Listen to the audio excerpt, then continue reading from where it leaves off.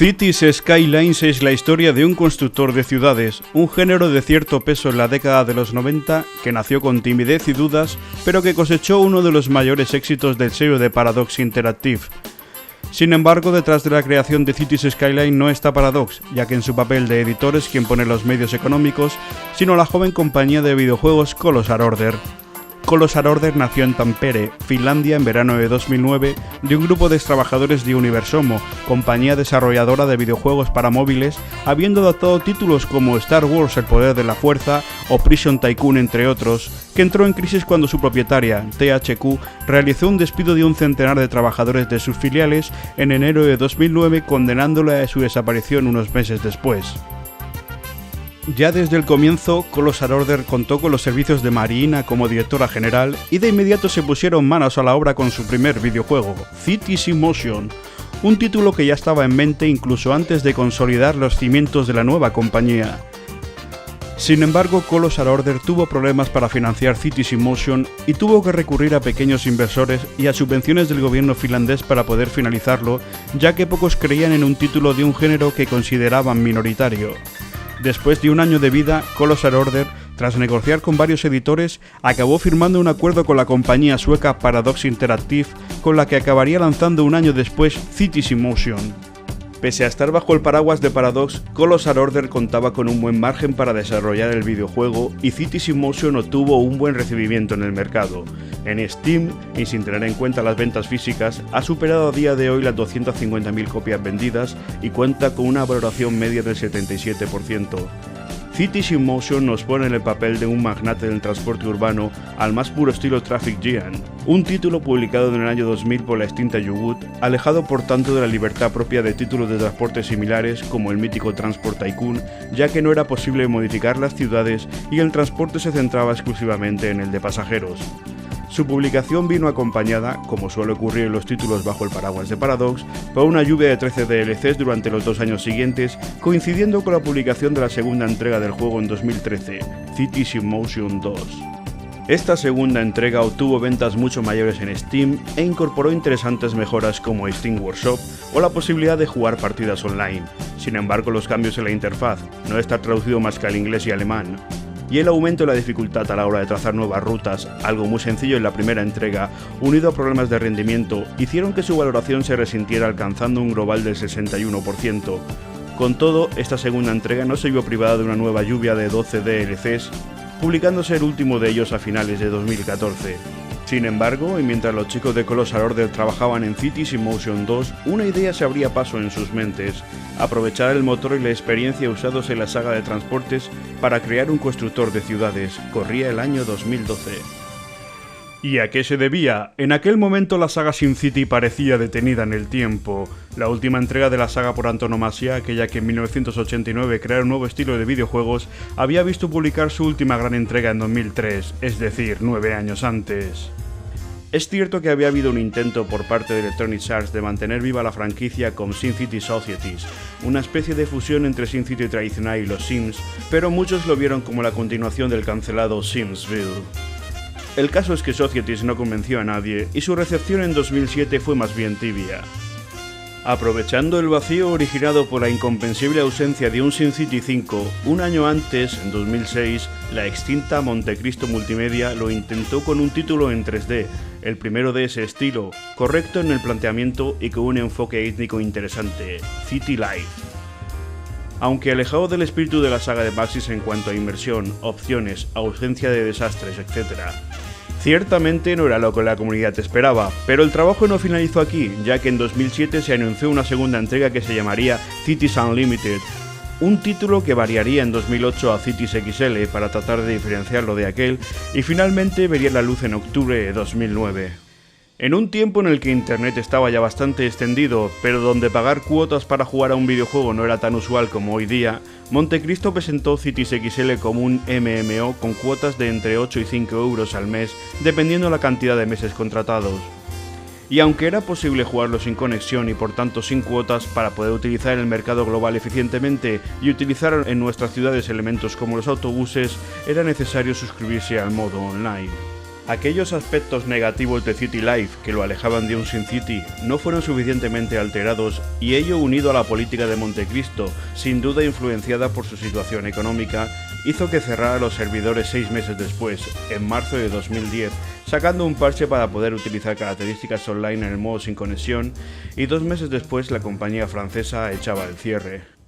La saga XL no murió, ya que continuó viva de la mano de Focus Home Interactive, que se dedicó a revender el mismo juego con mejoras de manera anual hasta la llegada de Cities XXL en 2015, que era el mismo título de 2013 pero con nuevos edificios, nueva interfaz y mapas más grandes, lo que generó gran polémica ya que su lanzamiento fue acelerado, sin duda para aprovechar la gran expectación que comenzaba a generar Cities Skylines al ser lanzado un mes antes que aquel y recogiendo una pobre valoración del 26% en Steam.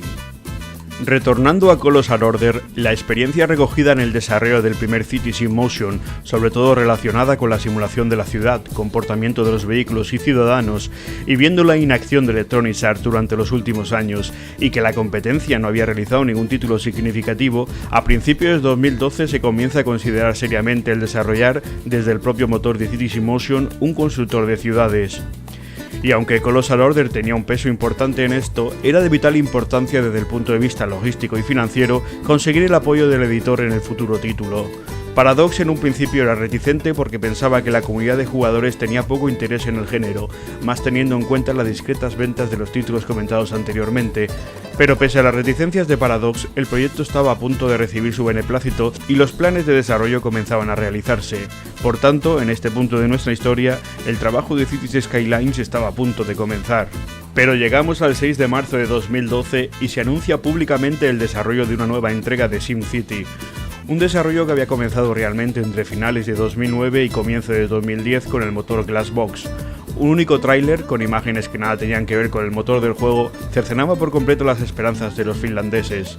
El mazazo en Colossal Order fue tremendo. En palabras de Marina, no tenía sentido, no había sitio para competición alguna. El sueño murió, estábamos desmoralizados.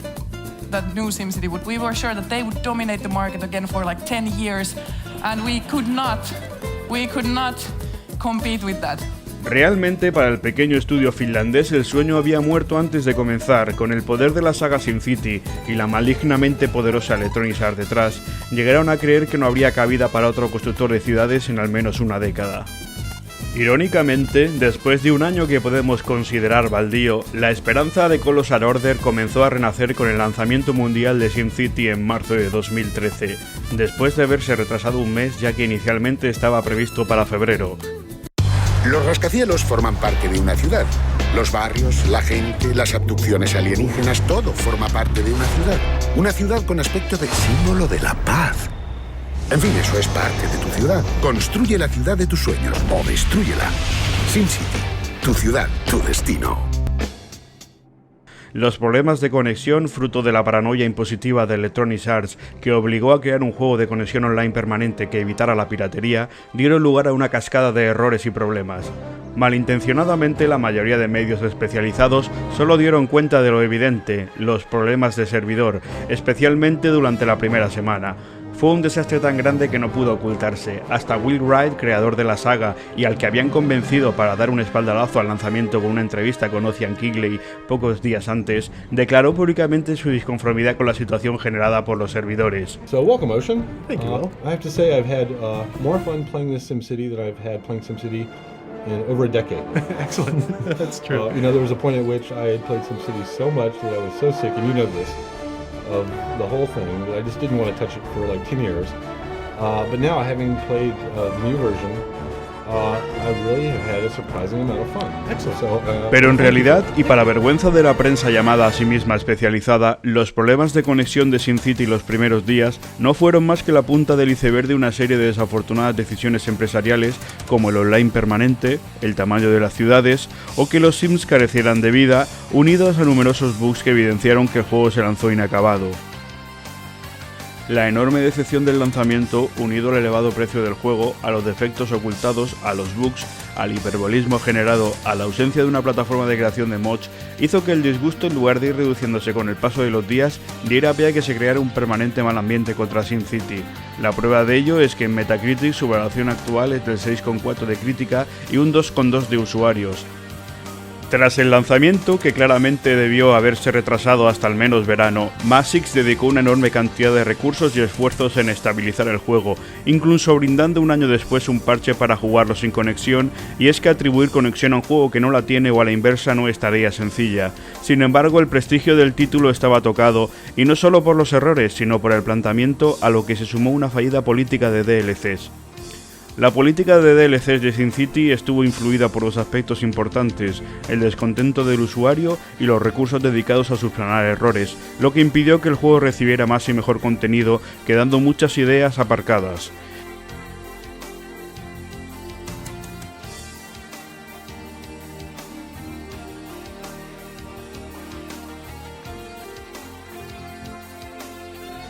Incluso su única expansión, Ciudades del Mañana, habría tenido otra recepción en circunstancias distintas, pero al ser publicada en plena decadencia y sin haber satisfecho la demanda de lo que los usuarios esperaban de un SimCity, el juego quedó sentenciado. SimCity no fue lo esperado, eso está fuera de toda duda, y aún hoy tiene algún bug no solucionado, pero con todo el juego acabó siendo técnicamente decente. Lo que lo sentenció finalmente fueron las decisiones de planteamiento que lo alejaron de los principios de un género que había ayudado a crear, haciendo que los chicos de Maxis se metieran en un jardín por la IA del motor Glassbox, algo que no supieron solucionar y que fue el pilar principal de que el juego tuviera mini ciudades, ya que si no la simulación se rompía totalmente.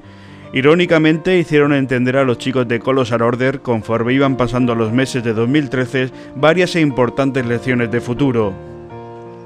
La primera de ellas fue convencerse y convencer a Paradox que había realmente un interés de los usuarios por ver constructores de ciudades en el mercado. La segunda y más importante fue que había sitio para desarrollar un city builder que evitara cometer todos los errores de SimCity. Sobre estas importantes premisas comenzó el desarrollo, ahora sí, de Cities Skylines. Había sitio para ellos, había que hacer un juego sólido, creíble en cuanto a simulación, sin conexión en línea permanente y con una gran capacidad de modding. Algo que parecía una locura, comenzar el desarrollo de 9 personas de una compañía sin gran experiencia en el género, a diferencia de las cerca de 100 personas y varios millones de dólares que utilizó SimCity. Irónicamente, el fracaso de SimCity daría alas a la creación de Cities Skylines, y salvando las distancias, propiciaría también la aparición de nuestra web simcitycon.com, surgida tras la experiencia informativa durante el desarrollo de SimCity en capitalsimcity.com. Anteriormente a esto, con el mal sabor de boca dejado por SimCity aparecieron varios títulos que intentaron llenar el vacío dejado. Desgraciadamente algunos de estos proyectos fueron simples brotes de primavera. El más firme de ellos fue Civitas, que nació al albur del frustrado lanzamiento de SimCity apenas una semana después. Llegó a presentarse en Kickstarter como un proyecto sólido, exaltado por la prensa especializada como IGN o Game Informer. Touted as DRM-free and slated to feature both single and multiplayer components, the Kickstarter page describes Civitas as revolutionary, open-ended, community-driven, highly moddable city-building game, where you are not only responsible for terraforming the land, zoning, and building the structures, but you will also be able to manage many other aspects of your civilization. And, like SimCity, Civitas will include natural and unnatural disasters. The studio isn't afraid to call out EA, which they say is forcing the worst form of draconian DRM on its players, known as the Always Online requirement. Parecía ser la alternativa al simulador de Maxis, pero acabó desapareciendo al cancelarse en Kickstarter casi a la mitad del plazo, cuando contaba con unas cifras muy optimistas. Se justificaron diciendo que buscarían otro tipo de financiación, pero el tiempo pasó en vano y quedó en evidencia que fue solo un clamor furioso contra lo que Electronic Arts había hecho, que fue disolviéndose como un azucarillo a medida que pasaron las semanas. Tienes una esquirla en el pelo. ¡Paso, que voy ardiendo!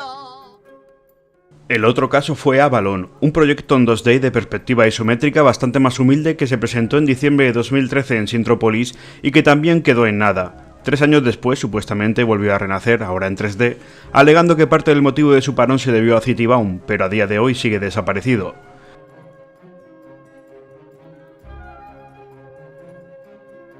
El último de los intentos es Citybound, que realmente se encuentra a día de hoy entre dos aguas, como juego eternamente en desarrollo, pero sin haber sido realmente ni abandonado ni publicado. Se anunció a principios de 2014 por Ansel Heiskopf, aunque llegó a colaborar otra persona también, y de momento sigue siendo un juego futurible amateur, pero sin una fecha concreta en el horizonte. Pasando por el rojo de Avalon y Civitas, el ámbar de Citybound, llegamos al verde que quitó en parte el sabor a hiel de SimCity, con títulos como Vanished, publicado en febrero de 2014, habiendo sido desarrollado por una sola persona, y Trópico 5, publicado en mayo del mismo año de la mano de Hamilton Games, desarrolladores de las dos entregas anteriores.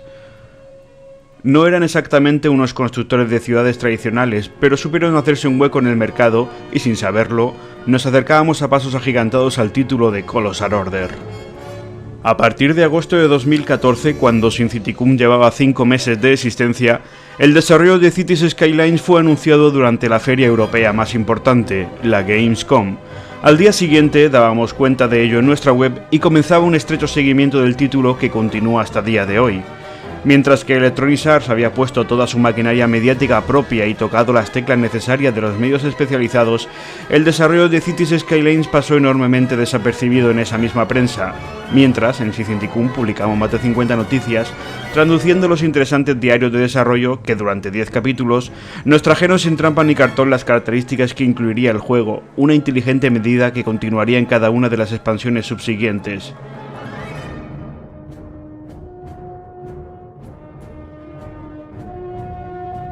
Si la prensa especializada había seguido con escaso interés Cities Skylines, a diferencia de SimCity, la publicación del mismo el 10 de marzo de 2015 hizo que muchos le dirigieran ahora una asombrosa mirada. Ya tenemos la fecha de salida de Cities Skylines. Será el próximo 10 de marzo. A más de uno casi le da un soponcio por lo pronto de la fecha, pero lo cierto es que desde Paradox han cumplido con la promesa de que el juego sería publicado en el primer trimestre de 2015, y curiosamente es el mismo mes en el que saliera hace 2 años el agridulce SimCity. Las diferencias con el simulador de Maxis no podrían ser mayores. Para empezar, el precio de la versión normal es de 60 € en SimCity frente a los 28 de Skyline. Amplio apoyo a la comunidad de modding gracias a Steam Workshop frente a unas herramientas que seguimos esperando en SimCity y lo que parece más importante, mapas grandes y ciudadanos no aleatorios. Si queréis conocer más sobre el juego, pasaros por Cities Skylines se había desarrollado sin levantar ni polvo ni remolino. La plantilla había aumentado tímidamente de 9 a 14 personas durante el desarrollo. Algunos elementos gráficos del juego habían sido externalizados, realizándolos la compañía ucraniana Ulysses Graphics, con quienes habían trabajado ya en Cities in Motion 2 y con la intención de ahorrar recursos propios en aspectos más importantes. El objetivo de Skylines era innovar poco, pero intentar ofrecer un título serio y atraer a parte del público desencantado con SimCity. Por ello, cuando vendió 250.000 copias durante las primeras 24 horas, la sorpresa en Colossal Order y en Paradox fue mayúscula.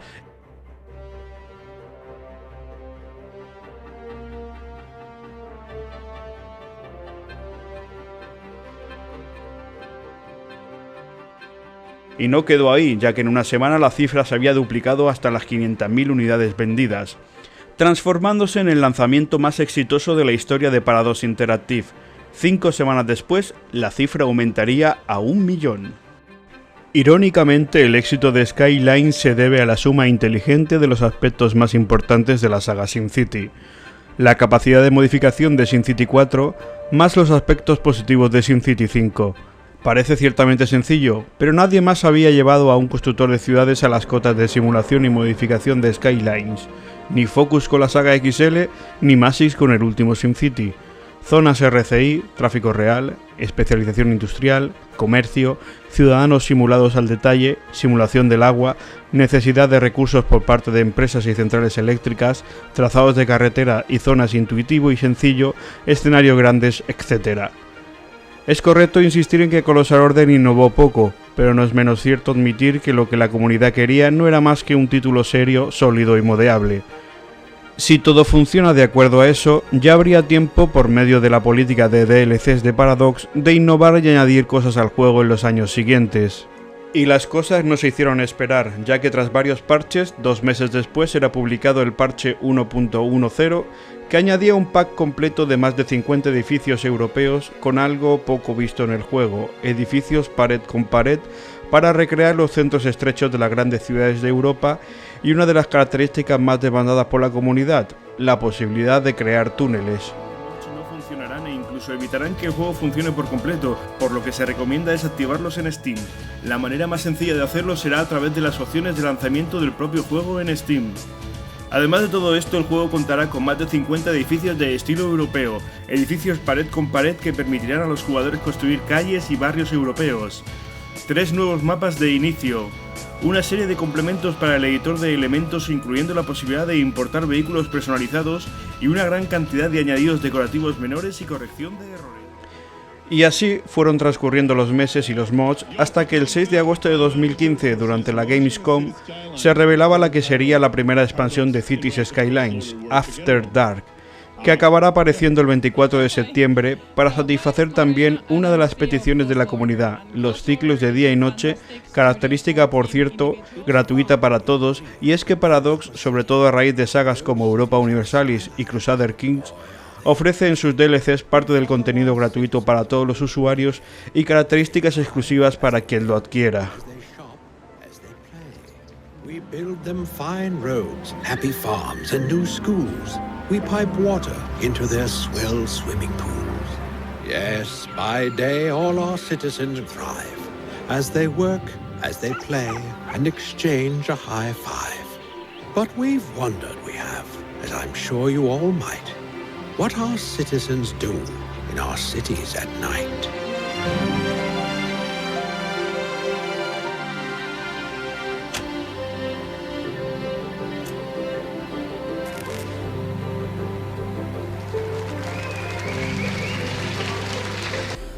Hola, buena gente, pues ya tenemos aquí la expansión de Cities Skylines titulada After Dark, que incluye sobre todo el ciclo de día y noche, que es la característica más interesante y más importante de dicha expansión. Como resulta que esa característica, como viene siendo habitual en la política de DLCs de Paradox, esa característica y otras varias son gratuitas, todo el mundo, compre o no compre la expansión, va a tener disponible el ciclo de día y noche. Pero claro, para disfrutar plenamente del ciclo de día y noche, va a tener que comprar la expansión. Parece estar bien, pero ahora más adelante comentaremos el principal edificio nuevo de la... Pinta muy bien el tema de separar los presupuestos por la noche, pero en realidad te das cuenta de que no sirve absolutamente para casi nada. Porque aquí no hay un ciclo día y noche real como lo hubo en SimCity 4 o lo hubo en el malogrado SimCity 2013, donde sí que había de verdad un cambio entre la vida de la ciudad por la noche y la vida por aquí. Está bastante vacío, pero hay paradas que puedo asegurar que están bastante llenas. ¿Qué es lo que sucede? Pues esperan y esperan y esperan y esperan. Aquí tenemos un ejemplo de paradas súper petadas. ¿Y qué pasa? Que se hace de noche, montan el autobús y se van a trabajar, lo cual 4 meses después, el 19 de enero, era anunciada la segunda expansión del juego titulada Snowfall. A raíz de este anuncio, el 27 del mismo mes, desde Sicilicún realizábamos el reportaje ¿Tiene Colossal Order clara la política de DLCs?, donde nos hacíamos eco de la preocupación de los foros sobre si las actualizaciones del juego estaban incidiendo demasiado en lo visual en detrimento de mejores herramientas viales, misiones o desastres. Además, Snowfall añadiría algo que los modders ya habían hecho posible, los tranvías, adelantándose por tanto por segunda vez a una de las principales características en una expansión, ya que en After Dark los modders ya habían hecho posible los ciclos de día y noche. Que los modders se adelantaran a características que más tarde presentarían los chicos de Colossal Order es un clásico que llega a nuestros días, aunque es evidente que es imposible que traten de seguir el ritmo a los cientos y cientos de modders imaginativos que dedican horas sin límite a sus creaciones. Es de agradecer que oficialicen determinadas características que hace posible los mods, lo cual libra al jugador de tener que lidiar con cargas de partida más lentas y posibles incompatibilidades. El caso es que tras 4 diarios de desarrollo, el 18 de febrero, era publicada la peor expansión de Cities Skylines, que en la actualidad tiene un global del 57% en Steam. No es que se tratara de una mala expansión, sino que la mediocre acogida fue debida a que los usuarios no entendieron bien el motivo de su temática.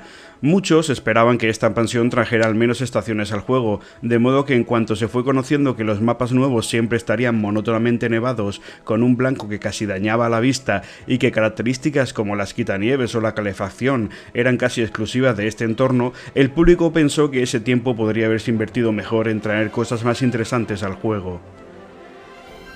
se centra casi, ya lo he dicho en mi web, casi exclusivamente en el aspecto visual del juego, lo cual pues es ciertamente una pena, y creo que vale la pena. No es excesivamente cara, hombre, no aporta demasiado, exactamente por 13 euros.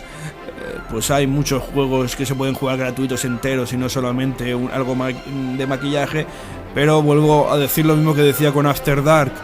El juego base ya era barato de por sí, era menos de 28 euros. Estamos hablando muy alejados de los más de 60 euros de SimCity. Creo que tanto After Dark como Snowfall aportan cosas interesantes que el juego base no tenía. No solo aporta... En este enrarecido ambiente, 3 semanas después, Cities Skylines cumpliría su primer año de lanzamiento con la cifra de 2 millones de copias vendidas bajo el brazo. Estaba claro que el éxito les había abrumado, que la última expansión había recibido una acogida tibia, pero que el trabajo iba a continuar y a mejorar.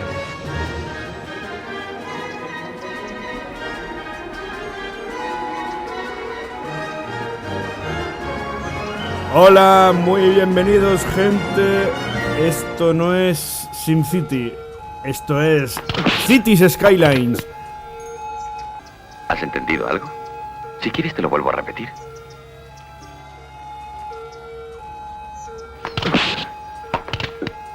Bienvenidos al año que cumple hoy Cities Skylines, desde que fue lanzado el pasado 10 de marzo de 2015. Ha pasado ya un año entero. Un año con bastante gloria en comparación a lo que fue el año de SimCity 5. A las 2 semanas del primer aniversario se publica el parche 1.4.0 que añade la terraformación y canales, así como elementos del terreno como rocas, edificios en ruinas, etc.